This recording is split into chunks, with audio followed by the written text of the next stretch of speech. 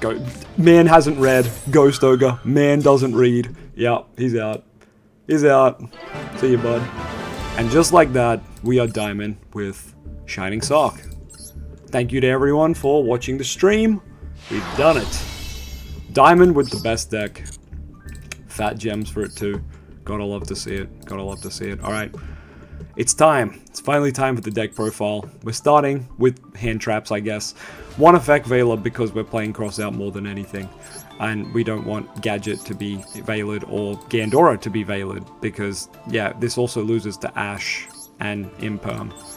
So, yep, it's pretty rough. Anyway, Max C, 3. It's Master Duel or OCG. We're going to play it at 3. It's stupid. Ash Blossom, good card. Stops Max C. Also just good interruption. We play in 3. Also cross out target. Also can go into Baron if you want. Not really, doesn't really happen. But anyway, silent cards. We're playing 1 Silent Swordsman 0. He is a targeting negate, comes up way more than I thought. I fully thought this card would be irrelevant compared to the Magician, but it's actually quite good. It comes up quite a lot. Silent Magician 0, definitely the better of the two though, because negating a spell is incredible. There's so many good spells in Yu-Gi-Oh! So being able to say no to an opponent's important spell, or maybe just their starting spell, is still normally a great thing. Triple Gadget, the normal summon of the deck. He's the Magician's Rod of this deck. If you think of it that way, it adds any Shining Sarc spell trap, normally getting you the Sarcophagus. More hand traps, last ones, we'll just cover them quickly. 2 Shifter because it's broken and works in this deck really well, and Triple Imperm because, yeah, good card and cross out and all that. Anyway, back to the Shining Sarc monsters, we've got the Archfiend's Advent. This bad boy is kind of bricky, but it's a good normal summon on turns 3 and beyond, which sounds like, you know, a bad card to play, and that's why I didn't play it for a long time. But there are just a lot of games where this card is clutch. Gandora can summon this and take a opponent's monster that floats or something, and then you can just, or, you know, something that can't be destroyed, and then you just like Unga Bunga, beat them down. Or this card does take your normal sometimes when you summon it. I really do wish this card just specialed itself when Shining Sarc's on the field like Dark Magician does in Gandora. It's annoying that it takes your normal because Gadget normally needs to do that, but if you are already set up, you go into this and you can wreak some havoc. We thought this card was kind of bad, then we discovered, thanks to a Master Duel master list of this deck, you can go into this guy, a rank 6, that when you use an opponent's card, you just treat it as a level 6. So it doesn't matter if you take a max C, right? You can just overlay into this. Then you can attach material, target card opponent control, send it to the grave, and then once per turn of a monster card sent from field to grave, or a monster destroyed, you can attach material from this card, special one of those monsters to your field and defense. Super weird, super cool card. And then you can just overlay into Zeus. So that's cool, right? So yeah, this card actually got a lot of value and has a lot of good uses in certain matchups. Like if you're versing an XYZ deck and you steal an XYZ and you attack them with the XYZ, you normally have to give it back at the end of the turn, after you've, you know, done all your stuff with it, attacked with it. But then you can just go into Zeus and say, no, it's mine. So that's really funny.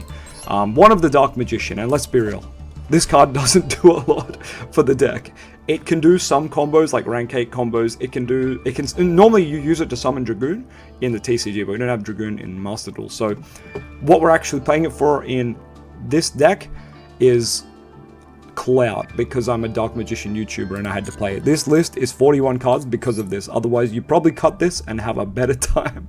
But anyway, we got to play it because Dark Magician's my boy. Call me Yugi Moto, fellas.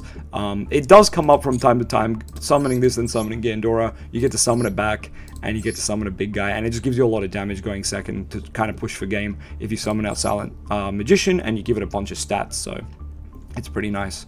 Also, these are both dark, the Dark Magician and the Gandora, and I believe they're the only things in the deck that are both dark, yes. So, a couple of times just Dark Magician Gandora, then you activate Gandora effect, blow up the field, they both, you know, Gandora stays and Dark Magician comes back, and you summon out a guy. You can then super poly your Dark Magician and your Gandora into starving for lethal, which comes up surprisingly more than you think. Also, normally when you Ties That Bind, you summon out Silent Magician 0 and Silent Swordsman 0. They can go into Mud Dragon off Super Poly for lethal, which actually came up 1 or 2 games as well. So there's a lot of really weird abstract things that you learn while you play this deck. Last monster of the Shining Sarc lineup is the man himself, Gandora G. I see let's play this at 1, I see let's play this at 3. Everyone's kind of playing it wherever they want. I think this is clapped. At 2, sorry, I didn't finish that sentence. 2 is perfect because, like, sometimes you just use one of them really early and you need another one for, like, the grind game. And some games you brick on it. So I don't think 3's good. I mean, maybe if you're focusing more on the Dark Magician and the rank 8 stuff, you could probably bump it up. I feel like 2's the sweet spot. But yeah, let me know your Gandora ratios in the comments below. But I'm very happy with the 2. Let's go with the pot cards now. We've got 1 Extrab and 1 Prosp. And this is kind of the same in the TCG, except Extrabs it at 3 in TCG. So I might even, in TCG, I might even just play this at 3 or like 2 and 1 Prosp. But anyway, they're okay. Like, they're there for consistency if you need them. They do conflict a bit with Maxim with each other, but think about this as kind of like 3 different pots, right? 3 different pots would always clash with themselves, so just think of it like that. And obviously this one's got some other effects you can do too. Ties the Bind, nice one-off that you can add off your Shining Sock that you get off your gadget, and you just get to summon out both the Silence normally. There are combos where you actually summon out Gadget and Silent, and then do the Gadget effect. That's nice too. Shining Sock, main card of the deck.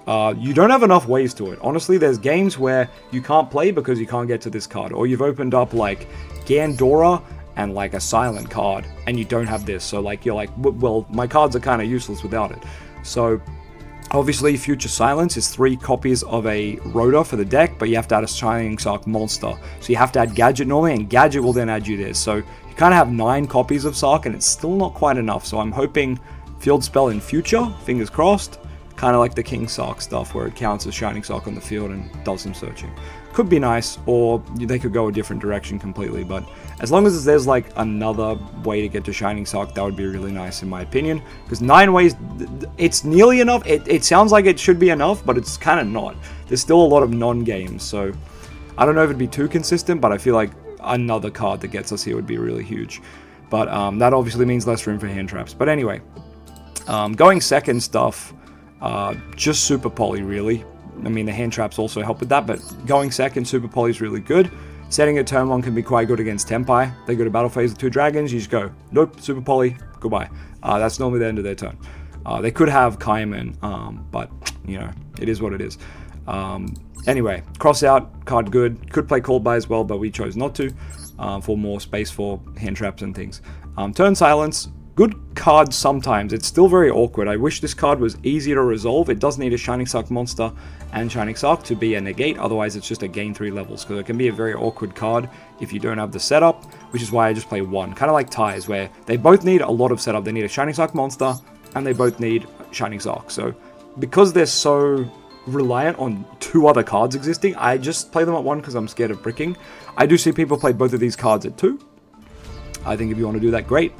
I'm just trying to not brick as much as possible with this already kind of bricky deck, to be honest. Like, let's go back to the monsters real quick, because guess what? Future Silence adds the monsters. It adds a monster, and then if you use it in the battle phase, you can draw up to 6, both you and your opponent, which can help buff your Silent Magician 0 to OTK, which is quite funny. But otherwise, it's a meme to just draw into your hand traps. You'll notice we're playing a lot of different hand traps and floodgates, so trying to draw them as well if you do get a decent battle phase swing in your opponent, but you don't quite have lethal. Obviously, it gives your opponent draws. Sometimes it's worth it, sometimes it's not, and it's a bit of fun, bit of a meme, and it's very anime, cards of sanctity, you know, from the anime kind of effect, so it's cool.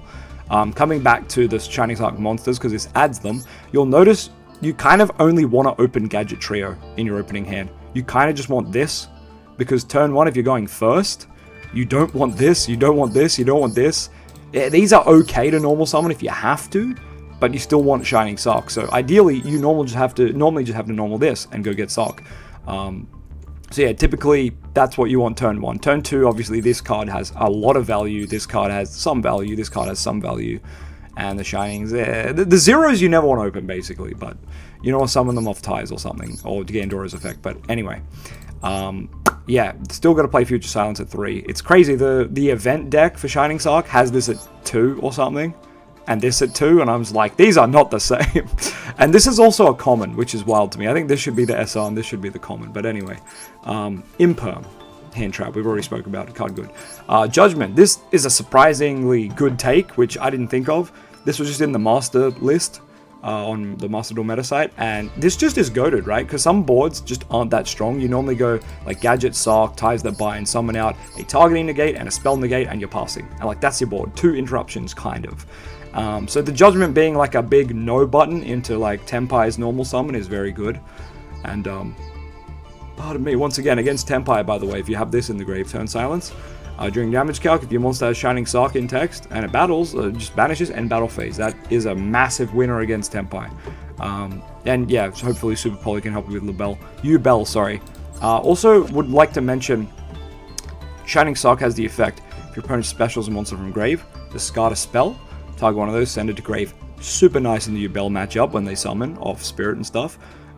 Because, hey, sending to grave is not destroying, which doesn't trigger all the Yubel jargon, so that's really nice. Just thought I'd throw that in there real quick. 2 Floodgates to finish off, because yes, we are playing quite a weak deck, to say the least. The core of this deck is not very strong, and it doesn't quite know what it wants to do. There's a lot of cards that conflict with each other. So, there's some Floodgates to help us out. Some are limit at 1, and there can only be 1 at 1, because they win us games and we can play around them easily. Kind of same as Shifter here, so kind of 4 auto win cards in certain matchups, so that's really huge. Extra deck doesn't matter. Obviously we're playing Super Poly, so we've got to have some targets. We've got Mud Dragon, generic Garura, one of the best ones. Adignista, which hasn't come up yet, but good when they make Appaloosa, and just any Link monster like IP. Starving, Classic Dark. This one's a fusion and a dark, so you know against Yubel it's quite good. This one's also good against Yubel because it's Yubel fusion. And then we got to the sinks. Chaos Angel can be made with the Dark Magician and the hand traps, which is kind of funny. A lot of stuff level modulates here, so sometimes these are easier to get to or awkward to get to. But yeah, also Baron de Fleur. Rank 4s, because Gadget is a 4 and these are all 4s. If they haven't been level modulated, you can go Baguska Pass against Tempire, it's not the worst. Is it Tempire or Yubel? I forget. I think against Tempire it's quite good. This Xyz we spoke about already. The Vampire is actually incredible with the Summon Skull. It is an ultra rare, which I didn't want to craft, but I did it anyway. Zeus, because, yep, we have some Xyz. Typhon, because, man, this deck can pop off with Typhon. There's a lot of games where, you know, your opponent pops off and then you kind of run out of gas and you just turn your Gadget Trio into this and you're kind of back in the game. It's really nice. 1 Almirage for when you do have to normal summon any of the 1000 attack guys or a hand trap, and you can go into this, so you can go into your SP hopefully and, you know, actually do something. But this is pretty much here just to try to trigger your SP's effect, right? So if you don't want to play this, you can cut it. I don't think I've even summoned it yet. You barely make links in this deck basically, but you can also play the Link 5. I thought that was nice, but I also liked BLS here. This BLS, it didn't come up in this build, but in previous builds it was coming up sometimes. There's certain matchups where you just go into this and buff its attack and they can't out it. So that's nice. But anyway, that's the list. Let me know what, you know, you play in your Shining Sark list. I think the cool thing about this deck is there's no, like, right way to play it. I think as long as you're playing, you know, triple Future Silence, triple Shining Sark, and triple Gadget, the rest is kind of up to you, right? There's definitely a lot of room for improvisation with this deck and flexibility. So yeah, let me know your builds down in the comments. If you know, you're trying to pick up the deck, this is a great way to start and you can adapt it as you go. There is a lot of ultra rares in this list, so I apologize for that. It's not very budget friendly, but it is a lot of staples at the end of the day, so hopefully there are a lot of cards that you can use in other decks too. But anyway, thanks for watching. I'm your boy LOZA. Don't forget to like, comment, subscribe. I'll catch you on the next one. Alrighty, the video we're getting comments from today is the Shining Sarcophagus is coming soon to Yu-Gi-Oh! Master Duel, which I did use an AI voice for because I was sick. Like no talking sick. But anyway, I'm going to try and find a comment here that's not to do with my voice. It's going to be Tim, I believe. Tim says, now all that's left is to have Dragoon be free in MD ban list, and DM Gold Sark decks will be feasting like kings, metaphorically speaking. Also waiting for the new Metamorph cards to be released in MD for future combos and M boards, especially the Metal Flame Swordsman and the Red Eyes Full Metal Dragons. A monster that burns 500, gains 300 for each card activation, and a boss monster that has 3400 attack with negates and burn. Yes, please.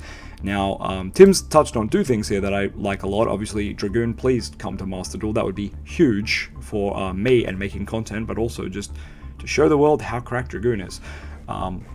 But also, yes, I do want to look into the Metamorph cards, because someone mentioned that they were playing a ref build with them, and if I can play ref and have an engine that still works under ref's you know, restriction, that would be huge. So I will be looking into that. If anyone knows the Metamorph cards, feel free to comment down below, tell me how they are. And yeah, comment on this video, because you might rock up in the next one at this segment. But yeah, thanks for joining me once again, and peace. Alright, that's the end of that video. Silent Swordsman has the secret passive. If it shows up in your hammer, you're as if you're running 3.